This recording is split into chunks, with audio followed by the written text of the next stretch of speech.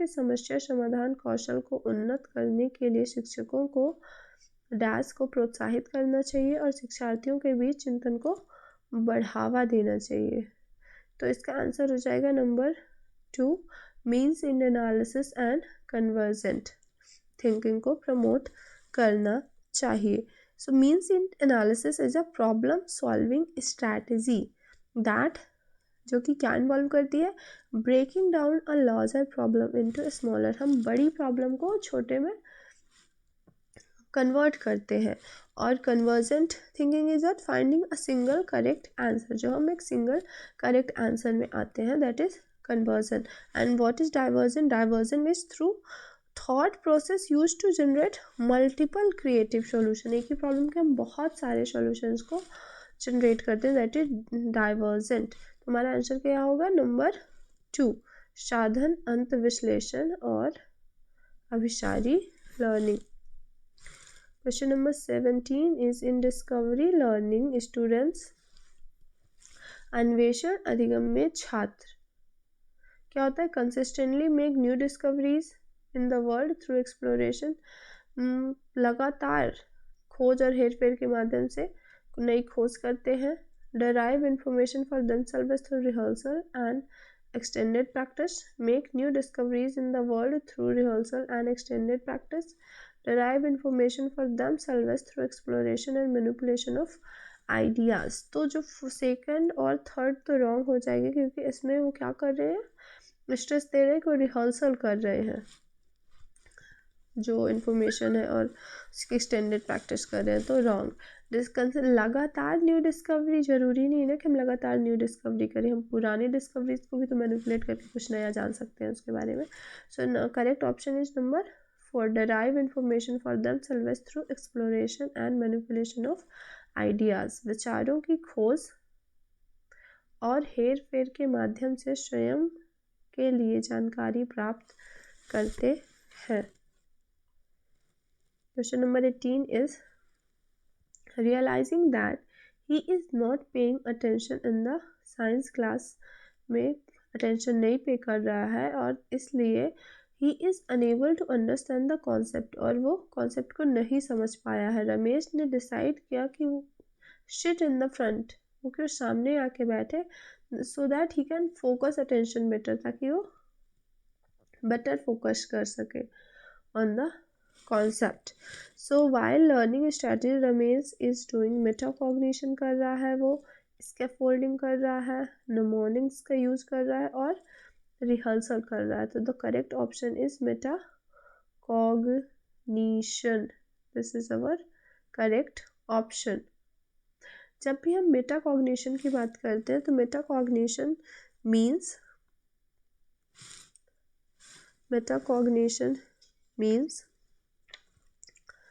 awareness and understanding of one's own thought process and the ability to regulate them। हम अपनी thought process को खुद ही aware होते हैं और उसे regulate करते हैं, उसे सही direction में लेके जाते हैं, this is called metacognition। So correct option is number 1, अधिसंज्ञान। Question number 19 is which of the following statement about emotion is correct in context of cognition. Cognition संज्ञान के संदर्भ में भावनाओं के बारे में निम्नलिखित में से कौन सा कथन सही है? Emotions help in efficient retrieval of information but do not influence motivation to learn, this is wrong. Emotions modulate various aspects of cognition, however degree and direction of effect depend on the range of factors, this is correct। Emotion have a complex relationship with cognition। भावनाएं संज्ञान के विभिन्न पहलुओं को नियंत्रित करती हैं और हालांकि इसके प्रभाव और मात्रा दिशा बहुत से कारकों पर निर्भर करती हैं। तो number 2 is correct option. Question number 20 is how can teachers increase intrinsic motivation in students? शिक्षक छात्रों में आंतरिक प्रेरणा कैसे बढ़ा सकते हैं? Negative reinforcement, no. By offering reward and prices, no. Intrinsic motivation की हम बात कर रहे हैं, by inculcating joy of learning. Correct. By giving removal punishment. No. So the correct option is number third, सीखने का आनंद पैदा करके। जब स्टूडेंट को सीखने में मज़ा आने लगेगा तो उन्हें मोटिवेशन की ज़रूरत नहीं होगी, वो खुद से ही मोटिवेट हो गए क्योंकि वो इन्जॉय कर रहे हैं उस प्रोसेस को, लर्निंग की प्रोसेस को वो इन्जॉय कर रहे हैं। Question number 21 is which of the following statement correctly describes the relationship between intrinsic and extrinsic motivation. इनमें से कौन सा स्टेटमेंट है जो कि डिस्क्राइब कर रहा है रिलेशनशिप, इंट्रिंसिक और एक्सट्रिंसिक मोटिवेशन के बीच के रिलेशनशिप को डिस्क्राइब कर रहा है। Intrinsic motivation can impact extrinsic motivation but extrinsic motivation can't impact.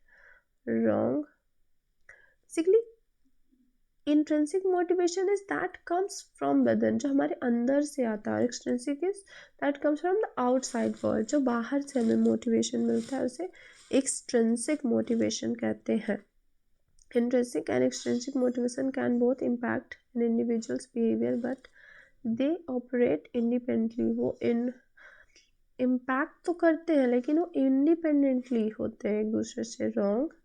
Intrinsic and extrinsic motivation can interact with each other in complex ways with one type of motivation affecting the other. एक motivation दूसरे को affect करता है। This is correct answer number third. आंतरिक और बाह्य अभिप्रेरणाएं एक दूसरे के साथ जटिल तरीके से अंतःक्रिया कर सकती हैं जिसमें एक प्रकार की अभिप्रेरणा दूसरे को प्रभावित करती है। क्वेश्चन नंबर 22 इज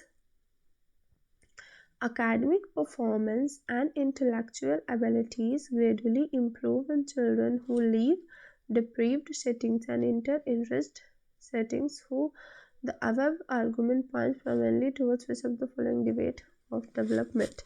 ये तो बहुत ही फेमस डिबेट है जो कि कौन से हेरिडिटी वर्सेस इन्वायरमेंट की डिबेट की, दोनों में से ज़्यादा कौन सा ज़्यादा इन्फ्लुएंस करता है डेवलपमेंट को, हेरिडिटी और environment. So the correct option is option number 2, आनुवांशिकता बनाम पर्यावरण। Question number 23 is read the following statement. Assertion is when we look at childhood as a single category, we lose out on a social and cultural differences between children with regard to gender and ethnicity, social class. That is correct. Childhood is not a single entity. Childhood can be different. हर किसी के लिए childhood के मतलब different हो सकते हैं। एक बच्चा है जो कि गरीब घर में पैदा हुआ है, वो छोटी अपने बचपन में ही अपने माँ बाप के साथ मजदूरी करने के लिए जाता है, उसके लिए बचपन का मतलब कुछ अलग हो सकता है। और एक ऐसा बच्चा जो कि एक अच्छे परिवार में पैदा हुआ है, उसके लिए बचपन का मतलब कुछ अलग हो सकता है। तो अगर हम जब भी फोकस करते हैं उसके सिंगल एंटिटी को तो हम इग्नोर कर देते हैं सोशल और कल्चरल डिफरेंसेस को। सो रीज़न क्या दिया, childhood is a social construction. Absolutely correct, क्योंकि चाइल्डहुड क्या होता है, एक सोशल कंस्ट्रक्ट है, ना कि एक सिंगल कैटेगरी में आप उसको डिफाइन कर सकते हो। तो क्या है, both A and R true and R is correct explanation of A. Option number 4,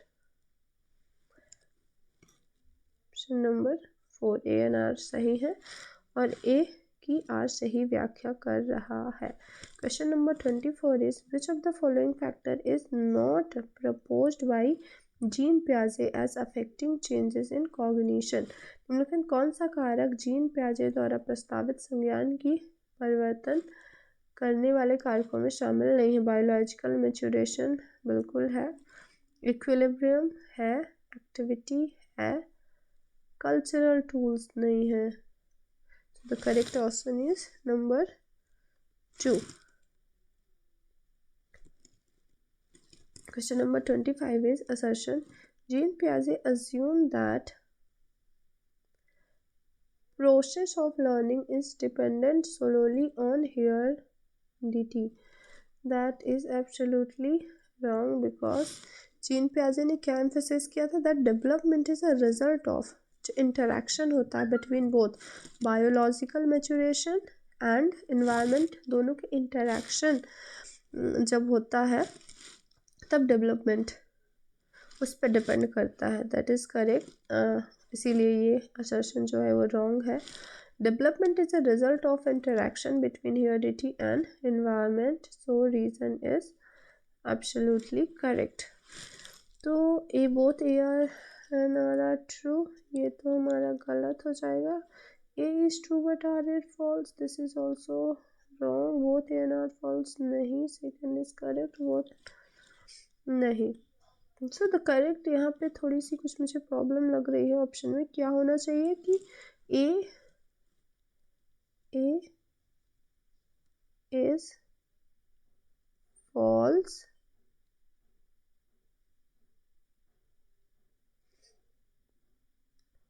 but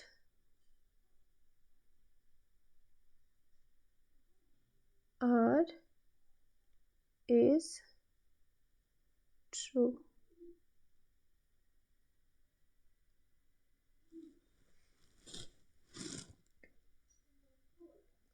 Twenty-six is according to Jean Piaget, when children can't handle new experience within their existing cognitive structure, they experience and resort to। जब gene पियाजे के अनुसार जब बच्चे अपने मौजूदा संज्ञानात्मक संरचनाओं के अनुसार नए अनुभव को नहीं समझ पाते तो वे अनुभव करते हैं और का सहारा लेते हैं। तो जब बच्चे नहीं समझ पाते अपने अनुभव को तो क्या फेस करते हैं, वो डिसइक्विलिब्रियम को फेस करते हैं और फिर वो उसके अकॉर्डिंग अडेप्टेशन का सहारा लेते हैं। तो option number 4 is correct. Next question is while प्याजे views children age and Vygotsky we children देखते हैं प्याजे बच्चों को कैसा देखते हैं और वाइगोत्स्की तो active in manipulating ideas, active in social context. Number 1 is correct. Question number 28 is what is or are the basis for the determining the stages of moral development in Lawrence Kohlberg's theory। Age of Lawrence की Kohlberg's की जो theory है उसमें कौन सा determining factor है? व्यक्ति की आयु, age of individual, answer given by individual for age and against stealing और reasoning underlying the A is wrong and B and C is correct. So the correct option is number 3. B and C is correct. According to next question is 29. According to Lev Vygotsky, the essence of cognitive development is। Lev Vygotsky के अनुसार संज्ञानात्मक विषय के विकास के मायने हैं।